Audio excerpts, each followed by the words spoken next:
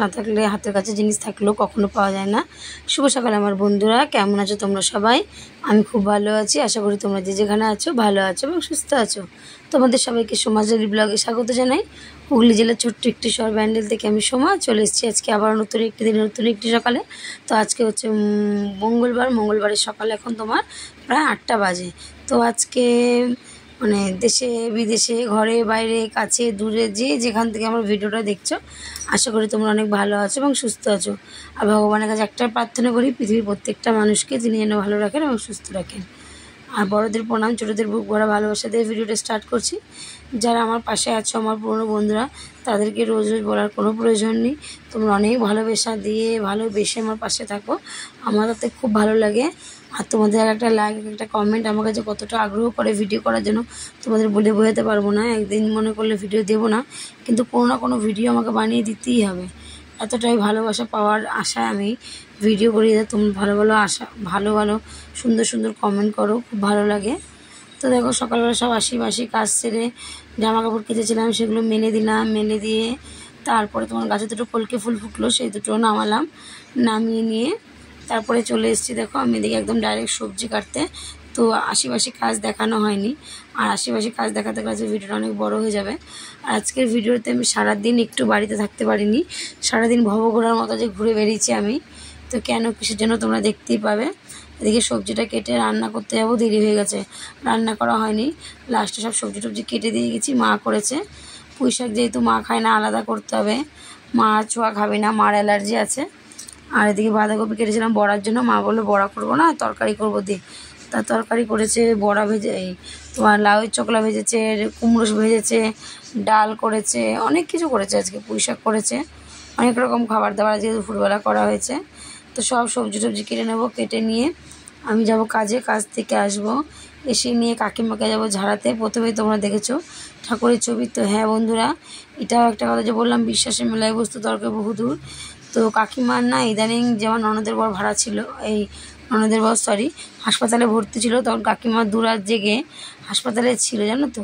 তো তখন কি কোনো প্রবলেম হলো, তখন কি কোনো হাওয়া বাতাস লাগলো জানি না, সেখান থেকে আসার পর থেকে কেমন আচরণ করছে, মানে একটা অসুস্থ মানুষের মতন, ঠিক আছে। তো সেখান থেকে ওনাকে নিয়ে ঝাড়ানোর জন্য বলেছিল। আর এই বড় মা হচ্ছে জাগ্রত বড় মা, এতই জাগ্রত, তুমি ভালোবেসে মন দিয়ে যেটাই প্রার্থনা করবে তোমার সেই ফলটা তুমি পাবেই। ওই যে বললাম, তুমি যদি বিশ্বাস করো সব পাবে, আর বিশ্বাস না করলে হাজারো চাইলে কিচ্ছু পাবে না। বিশ্বাসটা এমনই জিনিস। তো আমিও বিশ্বাস করি, আমি প্রতিটা কাজে ওনাকে ডেকে বেরোই বাড়ি থেকে, যে মা তুমি যেখানে দেখো সুস্থ রেখো, ভালো থেকো, সবার মঙ্গল কামনা করি। তো এদিকে দেখো পেঁয়াজিটা কেটে, যেহেতু বাঁধাকপির বড়া তো করতে পারলাম না, ওই জন্য পেঁয়াজ কেটে পেঁয়াজি করে নিয়ে যাচ্ছি একটু টিফিনে, মানে মুড়ি চানাচুর আর পেঁয়াজি। ট্রেনে খেয়ে নেবো, খিদে পেয়ে যাবে, কখন আসবো না আসবো তার নেই ঠিক। তো স্কুলে গেলাম, স্কুলে নামালো হাওড়া থেকে, অটোতে করে অটো স্ট্যান্ডে গেলাম, ওখান থেকে নামালো শিবপুর থেকে প্রায় 20 মিনিট হাঁটতে হলো। হেঁটে ওই ব্যাগগুলো নিয়ে যেতে যে কি কষ্ট হয়েছে রোদের মধ্যে, মানে জীবনটা বেরিয়ে গেছে। কি করবো, দুটো পয়সার জন্য করতে হয়, কিছু করার নেই। আর এখানে কত জ্যাম দেখো, 1 ঘন্টা জ্যামে আটকেছিলাম, কিছুতেই গাড়ি যাচ্ছিল না।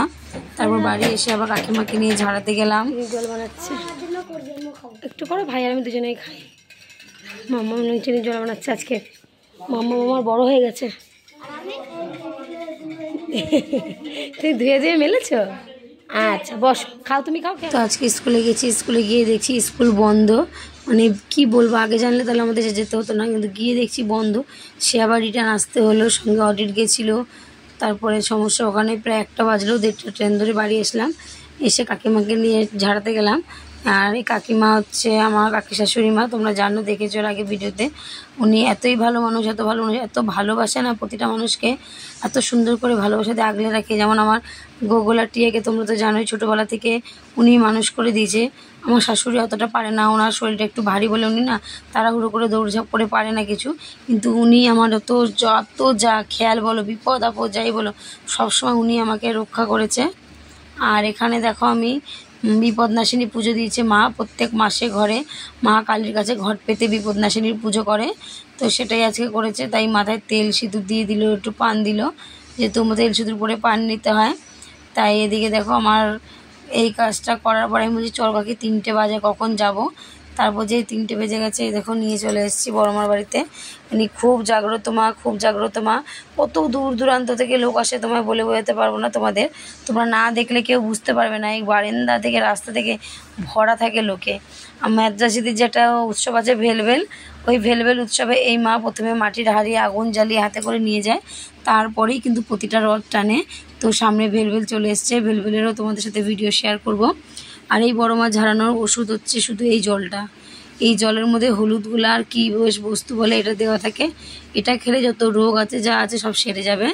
তো কিছু কিছু ক্ষেত্রে ডাক্তার দেখালে অনেক রোগ আছে সারে না, যেটা কিন্তু কোনো ঝাড়পোঁছের দ্বারা সেরে যায়। এটা আমি মানি, বিশ্বাস করি। জানি না তোমরা কে কতটা মানো, কিন্তু কিছু কিছু জিনিস কিছু কিছু ক্ষেত্রে মানতে হয়।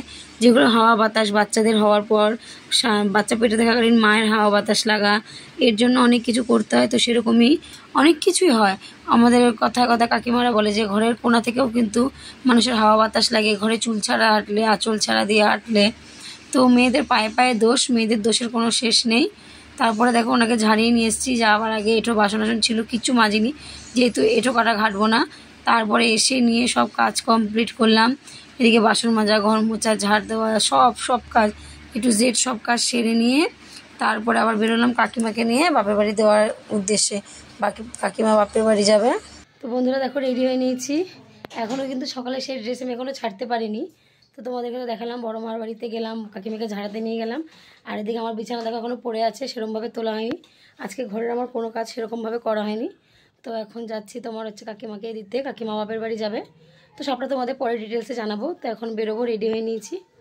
তো আজকে আমার সারাদিন বাইরে ঘুরে ঘুরেই কাটলো দিন, আর ঘরে আমার কাটার মতো আজকে আজকের ব্লগটা হচ্ছে আমার এলোমেলো ব্লগ। সে কোনো কি বলবো, কীরকম ব্লগ আমি নিজেও জানি না। সারাদিন বাড়িতে আমি আজকে থাকতে পারলাম। কার্য কেন, কিসের জন্য? মনে তো হচ্ছে কার্য। তো এই বরমশাই আসলো, দিয়ে আসলো, মেয়েকে পড়তে গেল। ছেলে পড়তে যাবে তাই বলে গেলাম, বাবা মা আছে বাড়িতে, ও রেডি করে দেবে গুগলকে, পড়তে দিয়ে আসবে। এদিকে দেখো মোবাইল রেখে দিতে বলছে, টিভি দেখবে, ওই জন্য মোবাইল নিয়ে যা। ভাঙা ছিল মোবাইল। চলো তাহলে যাই, আবার গিয়ে এসে দেখা হচ্ছে। টাটা।